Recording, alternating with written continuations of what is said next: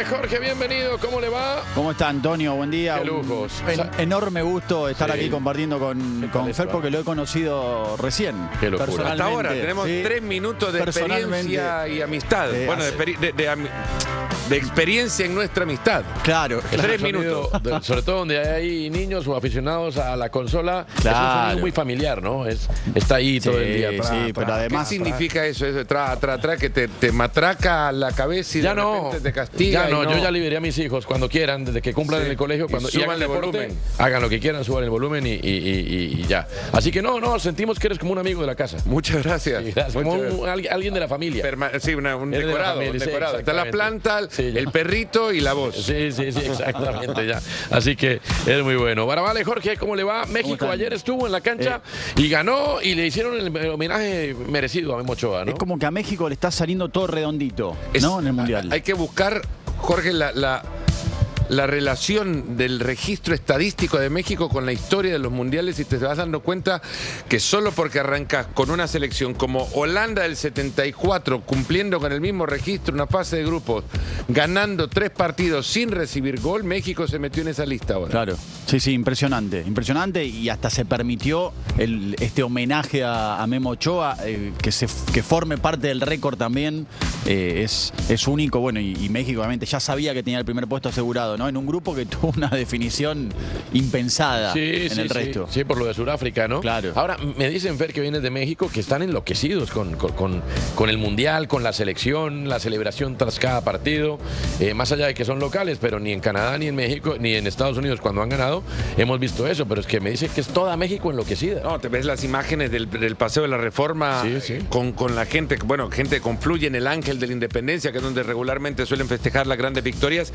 Esta selección de México no enamoraba, como ha sido el caso de muchas otras que han llegado a las Copas del Mundo, no capturaba la atención de la gente hasta que arranca el Mundial y de repente te olvidas de un montón de errores en un proceso que de nuevo reflejó muchísimo más los desórdenes administrativos y falta de proyecto de quienes manejan el fútbol mexicano, con 3 técnicos en el camino, con cambios que no tenían sentido, la vuelta de un técnico que se ha ganado ya el título de bombero permanente en su tercer mundial, muchos jugadores cuestionados, muy poco joven que surja con ilusión durante todo un proceso, no surgen repentinamente como suele ser, incluidos en una selección sin grandes nombres o jerarquías individuales y mirá, terminan saliendo de este grupo donde yo pensaba iba a tener muchísimos más problemas, pero lo consigue después de 2 partidos y logra aquello que a México tanto le conviene y sobre todo cuando no tiene un equipo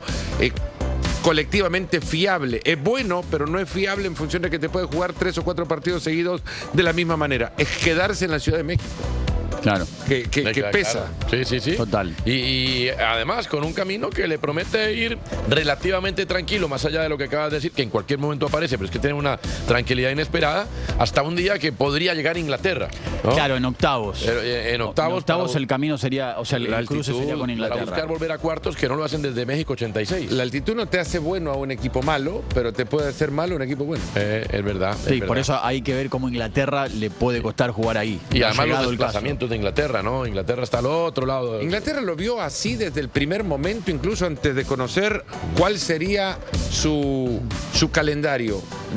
Lo que yo llegué a conocer es que Inglaterra desde el primer instante quiso situarse en Kansas City para desde ahí trasladarse. Ellos lo eligieron, pues ahora que ellos lo asuman. se hagan responsables. Rarísimo. Bueno, nos contaba hace algunos días Manu Simón, que es uno de los equipos que más se traslada o que más tendrá que trasladarse. Por elección. Pero bueno, es como dice Fer, ellos decidieron poner su sede en Kansas. No, son como los viajes de nuestros compañeros que vienen de Guadalajara y ayer llegaron desfigurados, ¿no? Esto es en charter, hable por otras personas, de mi parte, yo vine de Guadalajara, Antonio, vine, pero totalmente fuerte. No, es verdad, es bastante fuerte la declaración. Es verdad. Al único que me encontré ayer hasta tarde y hoy desayunando fue a Fernando Palomo. Todos mis compañeros colombianos. ¿A dónde están, no? Deshechos. El hasta tarde sobró también, Antonio, porque me encontré hablando de fútbol. Veíamos el partido de México, justamente. Enorme el ambiente. No, porque si no quedo yo también como si yo estuviera. Es que el partido nos tocó tarde. La concentración. Nos tocó tarde el partido. Escuchabas desde cómo entonan el himno nacional en ese estadio Azteca. Yo recibía videos de gente que había estado ahí. y explotaba el audio desde el teléfono cuando lo veía, porque de verdad, de nuevo, he encontrado en el momento, y no me quiero meter en otras historias, pero en el momento sociopolítico que vive, en muchos países pasa lo mismo, encuentran en la selección ese punto de encuentro. Claro. Valga la redundancia. Claro. Y esto a México ahora le ha venido de maravilla para encontrarse también entre sí. Claro, díselo a Colombia que estaba en elecciones, siempre caen elecciones presidenciales en la mitad del Mundial. Y esto viene bien cuando viene bien la selección, claro, ¿no?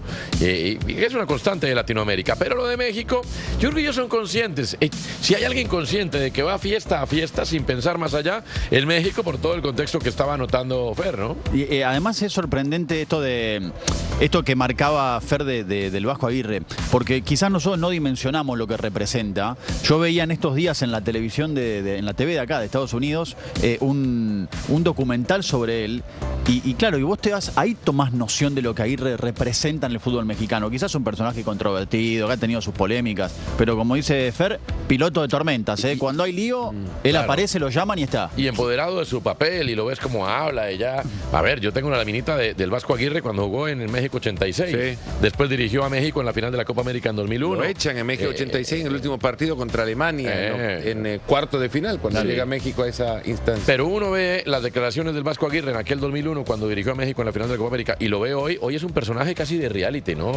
Él parece como inclusive es jefe de prensa, entrenador, papá de los jugadores. Vocero, es el mejor vocero que tiene el fútbol mexicano también. Y una capacidad de comunicarse tremenda, ¿no? Hoy día en televisión, ¿verdad? Ha trabajado en televisión y curiosamente en el proceso de la última Copa América, que fue el último que dirige Jaime Lozano, que el técnico que precede Javier Aguirre, lo pueden encontrar si lo quieren ir a buscar. Hay una conversación entre Jaime Lozano, técnico de la selección mexicana, y Javier Aguirre, analista de la televisión, que lo invita a la conversación, y Javier Aguirre empieza a entrar en unos cuestionamientos muy naturales de quien está en ese momento en la posición de quien de entrevistador, y sobre todo desde el conocimiento, le hace preguntas sobre características puntuales de jugadores de la selección de México, la conformación de un plantel y cómo él interpreta las decisiones de Lozano en función de la personalidad de los jugadores a los que elige, y al final terminás encontrando muchas casualidades de lo que Lozano le contó entonces sobre algunos jugadores y la elección que Javier Aguirre ha tomado para este proceso. Yo no lo voy a llamar el mejor técnico en la historia del fútbol mexicano, pero ese es el más importante. Bueno, el que soluciona cuando hay problemas, ¿no? Ha sido el más importante, porque tampoco va a ser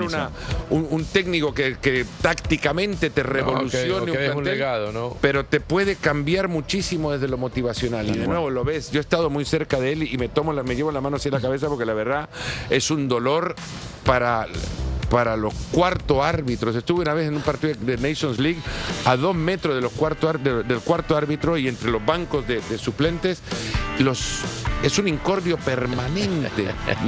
Cada vez que veo un cuarto árbitro digo, me disculpo en nombre de Javier Aguirre, que no tengo nada que ver, pero es que los castigó, les taladró la cabeza de tal manera que condiciona el trabajo ya, por lo menos de ese grupo. Claro. No sé si en el árbitro central. Bueno, pero todo eso cuenta, todo eso cuenta. Y de los locales clasificados siempre hablamos de Estados Unidos. Canadá ayer quedó como y México dice, bueno, aquí estamos, fiesta a fiesta. Yo no digo partido a partido, en México se está viendo fiesta a fiesta. Ojo, pueden enfrentar a Escocia en la ronda de 32, por los 16avos de final. Prepárense todos aquellos expendios de bebidas energizantes.